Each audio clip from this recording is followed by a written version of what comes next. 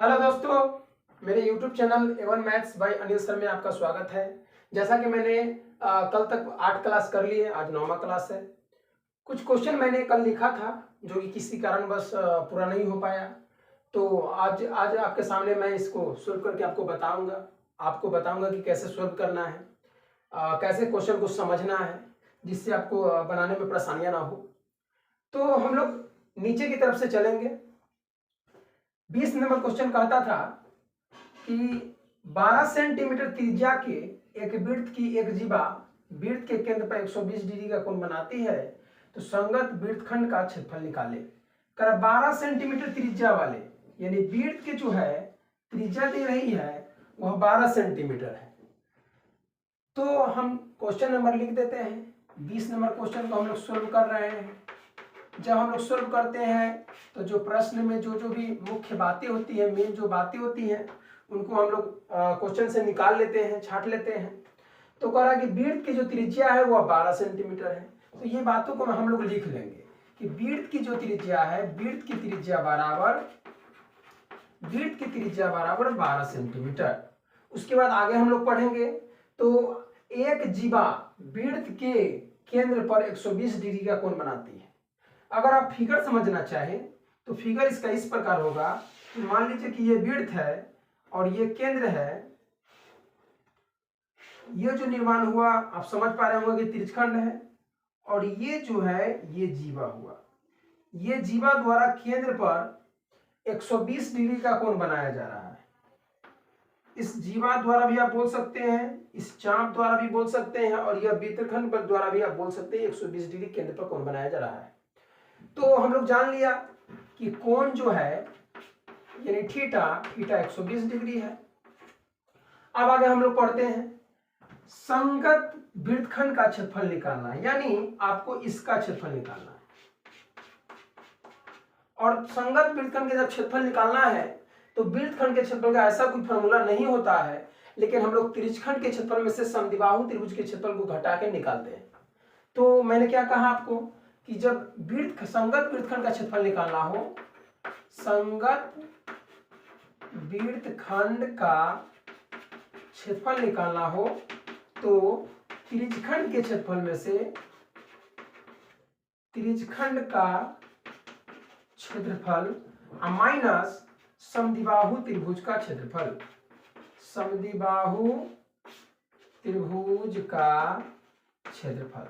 जैसा कि मैंने आपको बताया है कि त्रिज्यखंड का क्षेत्रफल जो होता है वो होता है पाई आर स्क्वायर थीटा बटा 360 डिग्री, और समद्विबाहु त्रिभुज का क्षेत्रफल होता है 1/2 गुने आर स्क्वायर गुने साइन थीटा। यहाँ थीटा क्या है? केंद्र पर बना कोण, और यहाँ आर क्या है? समान भुजा है। यानी हम कह सकते हैं कि जो त्रिज्या है वही समान भुजा का काम कर रहा है समद्विबाहु त्रिभुज में। तो पाई का मान पाई में भी आप छोड़ सकते हैं। आर जो दिया है वह 12 सेंटीमीटर है, तो आर के बदले हम लोग 12 सेंटीमीटर रख सकते हैं, और इसका होल स्क्वायर होगा, यहाँ मल्टीपल का चिन्ह होता है। और थीटा का जो मान दिया है वह 120 डिग्री दिया है बाई 360 डिग्री माइनस 1/2, और आर जो है वह 12 सेंटीमीटर दिया है, तो 12 सेंटीमीटर इसका होल स्क्वायर होगा, और साइन जो है साइन 120 डिग्री होगा। अब जैसा कि बोर्ड पर देख पा रहे होंगे, ये 120 से ये 360 3 टाइम्स में डिवाइड हो जाएगी, कट जाएगी। तो हम लोग क्या जाने, 12 के स्क्वायर 12 सेंटीमीटर का होल स्क्वायर है, इसका ये मतलब हुआ कि 12 सेंटीमीटर कितने बार लिखना होगा? 2 बार लिखना होगा। 12 centimetre into 12 centimetre by 3 minus 1/2 into 12 centimetre into 12 centimetre into sine 120 degree का मान जब ट्रिग्नोमेट्री आएगा तो मैं आपको बताऊंगा कि sine 0, sine 30, sine 45, sine 60, sine 90, sine 120, sine 150, sine जो साइन का जो मान होता है वह ट्रिग्नोमेट्री में पढ़ना है। Sine cos tan cosec tan cot, ये सब जो जितने भी आपको रेशियो पढ़ने हैं वो सब ट्रिग्नोमेट्री में पढ़ना। तो जब ट्रिग्नोमेट्री का चैप्टर शुरू होगा तो मैं आपको बताऊंगा उस समय कि कौन फॉर्मूला का क्या क्या मान होता है। तो यहाँ हम लोग इतना जान पाएंगे कि साइन 120 को हम लोग ऐसे लिख सकते हैं, साइन 90 प्लस 30, यानी साइन 90 प्लस 30 साइन 120 हो जाएगा। आगे हम लोग बनाइएगा अगर इसको हम लोग आगे बनाए तो 3 से जो 12 है यह 4 बार में कट गया और 12 चौके 48 पाई सेंटीमीटर स्क्वायर हो जाएगा।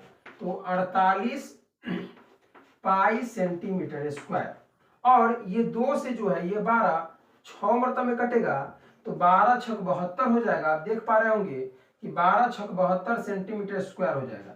तो 12 छक 72 सेंटीमीटर स्क्वायर।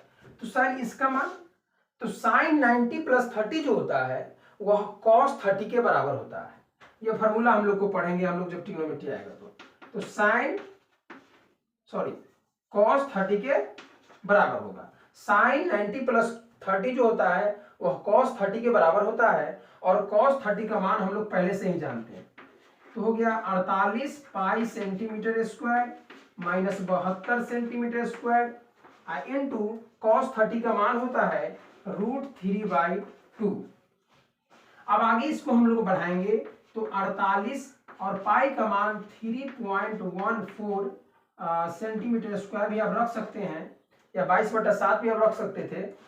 तो 72 जो है 72 सेंटीमीटर स्क्वायर इनटू और √3 का मान होता है 1.732 होता है बाई 2। अब आगे इसको हम बनाएंगे तो पता चलेगा कि यह मल्टीपल है। 48 से गुना करना है 3.14 में। अब 48 से गुना हम लोग 3.14 में करेंगे तो 3.14 इंटू 48 मल्टीपल करेंगे तो 8 4 जा 32 यानी 3, 8 एक 8 3 11 और 8 3 24 1 25, 4 चुके 16, 4 एकम 4 1 5 और 4 3 12। तो 2 7 0 5 और ये हो गया 1। पॉइंट के बाद 2 अंक है तो 2 अंक बाद पॉइंट आएगा, जैसा कि आप लोगों ने बच्चों में पढ़ा होगा जब आप लोग बच्चे होंगे इस प्रकार का। 150.72 सेंटीमीटर स्क्वायर, और माइनस ये भी आप देख पा रहे हो कि मल्टीपल में है, लेकिन ये 2 से ये कटेगा 36 मरतबा में, यानी कि 36 से आपको गुना करना है 1.732 में। अगर हम गुना करें 1.732 में 36 से तो 6 दूना 12, 6 6 18 19 और 6 7 42 43, हासिल जो होता है 4 6 4 10 और 3 दूना 6 3 तिहाई 9 3 चौके 3 7 21 हासिल 2 और 5, ये हो जाएगा 2 9 6 15 हासिल 1 9 3 12 1 13 और 1 2 और ये पॉइंट के बाद 3 अंक यानी 62.352 सेंटीमीटर स्क्वायर आ गया। अगर इसको हम जो घटाना चाहें तो पॉइंट के बाद यहाँ 3 अंक लेना होगा, क्योंकि इसमें 3 अंक है तो 0 में से 2 जाएगा तो 8 हो जाएगा, और 2 में से 5 घटेगा नहीं घटेगा, 1 बचेगा ये 1 हो जाएगा, और 1 11 में से 5 नहीं घटेगा तो हो जाएगा 6, और ये बचेगा 6 में से 3 घटेगा तो हो जाएगा 3, और पॉइंट का पॉइंट हो जाएगा, और ये 150 है और 62 घटाना है, 10 में से 2 गया 8 हो जाएगा, 14 में से 6 हो जाएगा तो 8 हो जाएगा सेंटीमीटर स्क्वायर हो जाएगा, यानी 88.368 सेंटीमीटर स्क्वायर जो है वह इस वृत्तखंड का क्षेत्रफल निकला, इस वृत्तखंड का। अब अगले क्वेश्चन की तरफ हम लोग बढ़ते हैं। अगला जो प्रश्न है वह है 18 नंबर, मेंसुरेशन के प्रश्नावली 1 का 18 नंबर। जैसा कि मैंने आपको बताया है कि मैं जो पब्लिकेशन का बुक पढ़ा रहा हूँ आप लोगों को वह है भारती भवन। भारती भवन का बुक मैं आपको पढ़ा रहा हूँ, तो आप बुक सामने रख के उसको बनाइएगा। जो भी क्वेश्चन नहीं बनेगा तो कमेंट बॉक्स में जरूर लिखिए, उसको मैं सोल्व करने की कोशिश जरूर करूँगा। जो क्वेश्चन कह रहा है कि 2 घड़ियों के मिनट की सुइयाँ, 2 घड़ी का बात हो रहा है। क्वेश्चन नंबर 18 कहता है कि 2 घड़ी, एक ये घड़ी हुआ और एक ये घड़ी हुआ, 2 घड़ी है बीच में सेंटर होते हैं, 2 घड़ियों के मिनट की सुइयाँ 2 सेंटीमीटर और 3 सेंटीमीटर है। तो मान लीजिए कि इसका जो त्रिज्या दे रहा है मिनट की सुई है, ये ऐसे आप जानते होंगे कि मिनट की जो सुई होती है घड़ी में, या जो घंटा सेकंड की सुई होती है, वो घड़ी में पूरी तरह से सटी नहीं होती है, थोड़ी सी जगह उसमें स्पेस रहती है जिससे वह नाच सके। तो क्या मैंने बताया आपको, हमको मान के चलना है कि वह पूरा सटा हुआ है। तो मिनट की सुई ये जो है ये 2 सेंटीमीटर है और ये जो मिनट की सुई है ये 3 सेंटीमीटर का, जैसा कि क्वेश्चन में बोल रहा है। 2 घड़ियों के मिनट की सुइयां 2 सेंटीमीटर और 3 सेंटीमीटर लंबी है। आधे घंटे में दोनों सुइया द्वारा तय किए गए क्षेत्रफलों में क्या अनुपात होगा। यानी आधे घंटे में ये जो घड़ी है ये सामने आ जाएगी मिनट की सुई। आप समझ रहे हैं कि आधे घंटे में आधा क्षेत्रफल इतना एरिया तय करेगा और ये आधे घंटे में इतना एरिया तय करेगा। क्यों सर? क्योंकि 1 घंटे में पूरा चक्कर लगाते हैं। मिनट की सुई अगर यहाँ है तो यहाँ से नाच कर यहाँ आएगी, 1 घंटे में फिर नाचेगी 1 घंटे में, यानी एक पूरा चक्कर लगाने में 1 घंटा लग रहा है। 1 घंटा लग रहा है, उसमें बात क्या है, आधा घंटा का बात कर रहा है। इसका मतलब क्या हुआ कि यहाँ जो कोण बनेगी यहाँ से नाच कर यहाँ जो आएगी 180 का होगा, ये भी 180 का होगा। आप समझ पा रहे होंगे दोनों के क्षेत्रफल का अनुपात पूछ रहा है, दोनों के क्षेत्रफल का अनुपात पूछ रहा है। तो हम लोग क्षेत्रफल का अनुपात अगर निकालना चाहे, दोनों घड़ियों के क्षेत्रफल का अनुपात अगर निकालना चाहे हम लोग तो कैसे निकलेगा? दोनों घड़ियों के क्षेत्रफल का अनुपात, तो पहली घड़ी 2 सेंटीमीटर वाली और दूसरी घड़ी 3 सेंटीमीटर वाली, तो लिखेंगे यहां इसका त्रिज्या जो दिया है वह दिया है 2 सेंटीमीटर और इसका जो त्रिज्या दिया है वो दिया है 3 सेंटीमीटर। इसको R1 कहेंगे और इसको R2 कहेंगे। अकॉर्डिंग क्वेश्चन दोनों दिया हुआ है। तो दोनों घड़ियों की सुई क्षेत्रफल, दोनों घड़ियों के क्षेत्रफल का अनुपात, दोनों घड़ियों के क्षेत्रफल का अनुपात पूछ रहा है। आधे घंटे में तय की गई दोनों घड़ियों के तय की गई क्षेत्रफल का अनुपात पूछ रहा है। तो आधे घंटे की बात कर रही है तो हम लोग निकालेंगे यहां आधे घंटे में दोनों घड़ियों द्वारा तय की गई दूरी के क्षेत्रफल का अनुपात। तो आप समझ पा रहे हो कि थीटा दोनों के लिए सेम है 180 180। तो इसका जो है पहला त्रिज्या वाला जो है इसका अगर अर्धवृत्त का क्षेत्रफल निकाला जाए, ये अर्धवृत्त का अगर देखने में ही लग रहा है आपको, क्योंकि पूरा अगर नाचती 360 डिग्री तो पूरा वृत्त होती, यह आधा नाचा है इसलिए अर्धवृत्त है। तो अर्धवृत्त पहला अर्धवृत्त का क्षेत्रफल अनुपात, आपको पता होगा अनुपात यानी बटा होता है, बटा दूसरा अर्धवृत्त का क्षेत्रफल। जब मैंने अर्धवृत्त कह दिया है तो हम लोग फॉर्मूला डाल सकते हैं। अर्धवृत्त का क्या फॉर्मूला होता है? अर्धवृत्त का फॉर्मूला होता है पाई R1 स्क्वायर बाई 2 और एक और अर्धवृत्त का फॉर्मूला होगा पाई R2 स्क्वायर बाई 2 और ये 2 से 2 कट जाएगा, पाई से पाई कट जाएगा, यानी कि R1 का स्क्वायर बाई R2 का स्क्वायर। R1 इसमें दिया हुआ है 2 सेंटीमीटर, यानी कि 2 सेंटीमीटर का होल स्क्वायर बाई 3 सेंटीमीटर का होल स्क्वायर। अगर 2 का स्क्वायर किया जाए तो 4 सेंटीमीटर स्क्वायर आ जाएगा और 3 का स्क्वायर किया जाए तो 9 सेंटीमीटर स्क्वायर आ जाएगा। सेंटीमीटर से सेंटीमीटर कट जाएगा, यानी 4:9। पहला त्रिज्या और पहला अर्धवृत्त और दूसरे अर्धवृत्त के क्षेत्रफल का अनुपात आया 4:9, जैसा कि आप समझ पा रहे होंगे। अब आगे हम लोग अगले क्वेश्चन की तरफ बढ़ेंगे। अगला प्रश्न कहता है, अगला प्रश्न हमसे कह रहा है क्वेश्चन नंबर 15,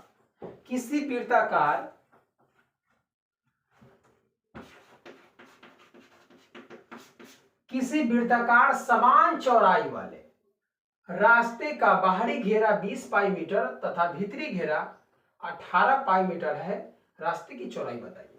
किसी वृत्ताकार समान चौड़ाई वाले, यानी यह क्वेश्चन जो है एक प्रकार का ब्लैश से है, आप समझ पा रहे होंगे। सेंटर एक ही, केंद्र एक ही है, लेकिन वृत्त दो है, एक छोटे वाले एक बड़े वाले। कह रहा है क्वेश्चन में किसी वृत्ताकार समान चौड़ाई वाले, ये जो चौड़ाई है ये समान है, ये जो चौड़ाई है रास्ते का ये समान है। समान चौड़ाई वाले रास्ते का बाहरी घेरा 20 पाई मीटर, माने ये नापा है, यह मेजरमेंट किया है तो 20 पाई मीटर है ये बाहरी घेरा, यानी कि बड़ी परिधि, बड़ी परिधि 20 पाई मीटर तथा भीतरी घेरा यानी छोटी परिधि, ये वाले, ये वाला भीतरी परिधि जो है 18 पाई मीटर। तो रास्ते की चौड़ाई मतलब ये वाला पूछ रहा है, ये चौड़ाई कितना, ये चौड़ाई, ये चौड़ाई पूछ रहा है, तो निकलेगा कैसे? तो अगर हमको ये पता चल जाए यह बाहरी घेरा से बाहरी त्रिज्या और भीतरी घेरा से भीतरी त्रिज्या, बाहरी त्रिज्या में से भीतरी त्रिज्या को घटा देंगे तो ये रास्ते की चौड़ाई आ जाएगी, ऐसे ही बनेगा। तो हम लोग यहां देखेंगे बाहरी घेरा कह रहा है 20 पाई मीटर, यानी बड़ी परिधि, बड़ी परिधि बराबर कह रहा है कि 20 पाई मीटर, 20 पाई मीटर। अगर हम फॉर्मूला डालें, बड़ी परिधि का फॉर्मूला डालें, वृत्त की बड़ी परिधि, तो परिधि का फॉर्मूला होता है जैसा कि आपको पता होगा 2 पाई r, यानी 20 पाई मीटर। अब r निकालना चाहे बड़ी परिधि तो बड़ा r कर देते हैं या r1 कर देंगे। अगर बड़ी r निकालना चाहे तो 2 पाई मल्टीपल में तो डिवाइड में जाएगा, तो हो जाएगा r is equal to 20 pi by 2 pi metre, pi से पाई और ये 10 मरतबे में कट जाएगा। यानी हम इन लोग ये जाना कि जो बड़ा त्रिज्या है वह है 10 मीटर, यानी कि ये हमने जाना ये बड़ा त्रिज्या जो है यह 10 मीटर है। अब हम लोग वृत्त की छोटी परिधि की बात करेंगे। फिर वृत्त की छोटी परिधि कितना दिया है? इसमें दिया है 18 पाई मीटर, लेकिन फार्मूला होता है 2 पाई r बराबर 18 पाई मीटर। अब चूंकि जान चुके हैं कि r निकालनी है तो ये मल्टीपल में तो उधर डिवाइड में जाएगा, 18 पाई मीटर बाई 2 पाई, पाई से पाई और 2 से ये 9 मरतबे कट गई, यानी जो छोटा r है वह आ गया है 9 मीटर। अब आप बताइए ये जो है ये बड़ा r है 10 मीटर और ये जो है छोटा r है 9 मीटर, तो रास्ते की चौड़ाई तो आप जान चुके हैं कितना होगा, 1 मीटर। तो रास्ते की चौड़ाई बराबर, रास्ते की चौड़ाई बराबर बड़ा त्रिज्या माइनस छोटा त्रिज्या, 10 मीटर माइनस 9 मीटर यानी 1 मीटर। ये जो निकला ये निकला रास्ते की चौड़ाई, ये हुआ रास्ते की चौड़ाई 1 मीटर चौड़ा है। तो आज का सेशन इतना ही, फिर मैं आपके सामने कल 5 क्वेश्चन लेके आऊंगा इसी चैप्टर से, प्रश्नावली 1 से। तो मेरे चैनल पर नए हैं तो चैनल को सब्सक्राइब कर ले, बेल आइकन दबा ले और दोस्तों में इतना शेयर करें कि मेरा वीडियो कम से कम पब्लिश हो, जिससे मुझे भी राहत मिले और मैं अच्छी से अच्छी व्यवस्था आपको दे पाऊँ। आप मेहनत कीजिएगा, प्रश्न बनेंगे, क्योंकि मेंसुरेशन बहुत सिंपल चैप्टर होता है, हर क्वेश्चन आपसे बनेंगे। तो आप मेहनत कीजिए। एग्जाम 4 महीने बाद आएगा, 4 से 5 महीने बाद आएगा एग्जाम, क्योंकि एग्जाम का अब ज़्यादा दिन बचा नहीं है, कुछ दिन में उल्टी गिनती शुरू हो जाएगी। तो हम लोग इतनी मेहनत से पढ़ेंगे कि एग्जाम अच्छे से लिख पाए। तो थैंक यू, इस चैनल को सब्सक्राइब कीजिए। Thank you.